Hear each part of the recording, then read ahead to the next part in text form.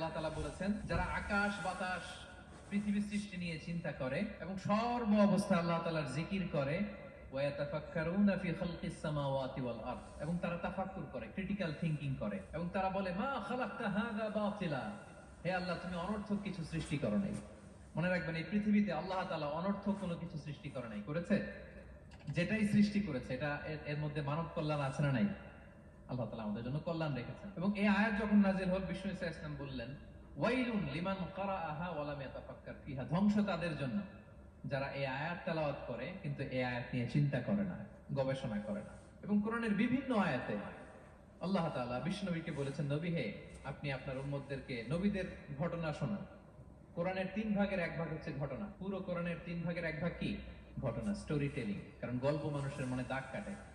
আল্লাহ তাআলা বলেছেন, ফাকসুসিল কসাসা লাআল্লাহুম ইয়াতাফাক্কারুন, নবী হে আপনি তাদেরকে কিচ্ছা শোনান, ঘটনা শোনান, নবীদের কাহিনী শোনান, লাআল্লাহুম ইয়াতাফাক্কারুন, যাতে করে তারা ক্রিটিক্যাল থিংকিং করে। তারা লূত আলাইহিস সালামের কওমের ঘটনা যখন শুনে যে আল্লাহ তাআলা আপসাইড ডাউন করে দিয়েছিলেন, তারা যখন কওমে আদের ঘটনা শুনে, কওমে সামুদের ঘটনা শুনে, তারা যেন চিন্তাশীল হয়। এবং বিশ্বনবীর সাহাবী আবু দারদা রাদিয়াল্লাহু তাআলা আনহু উনি বলতেন, তাফাক্কুরু সাআতিন খায়রুম মিন কিয়ামি লাইলা, 1 ঘন্টা কেউ যদি আল্লাহর সৃষ্টি নিয়ে চিন্তা করে, সেটা সারা রাত তাহাজ্জুদের সালাত অফার করার চেয়ে উত্তম। আমরা অনেকে মনে করি শুধু তাসবিহ পড়াই ইবাদত, জিকির করাই ইবাদত, শুধু কোরআন তেলাওয়াতই মনে হয় ইবাদত, শুধু কিয়ামুল লাইল করা ইবাদত। কিন্তু বিশ্বনবীর সাহাবী, যিনি ইসলাম আমাদের চেয়ে ঢের বেশি বুঝেছেন, তিনি বলেন, আল্লাহর এই সৃষ্টি শৈলী, এই সৃষ্টি নৈপুণ্য নিয়ে 1 ঘন্টা চিন্তা করা, ক্রিটিক্যাল থিংকিং করা, সারা রাত নফল তাহাজ্জুদের চেয়েও সেরা।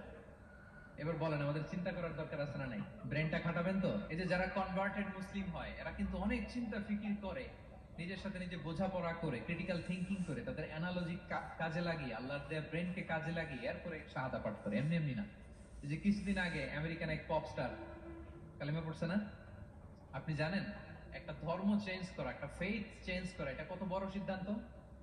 হ্যাঁ, বাপদাদার ধর্ম, বয়স 30-40, এতদিন যে ধর্ম মানলাম, এটাকে চেঞ্জ করে নতুন ধর্মে কনভার্ট হয়, এটা কত বড় সিদ্ধান্ত? Could you imagine that? It's not a joke. নিজের সাথে নিজের অনেক বোঝাপড়া করতে হয়, তারাই ক্রিটিক্যাল থিংকিং করে।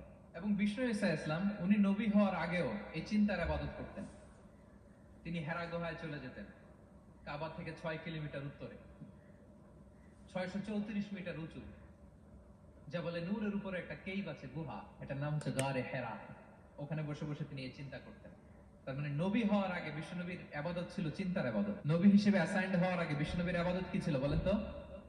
নামাজ পড়া, কোরআন তেলাওয়াত করা।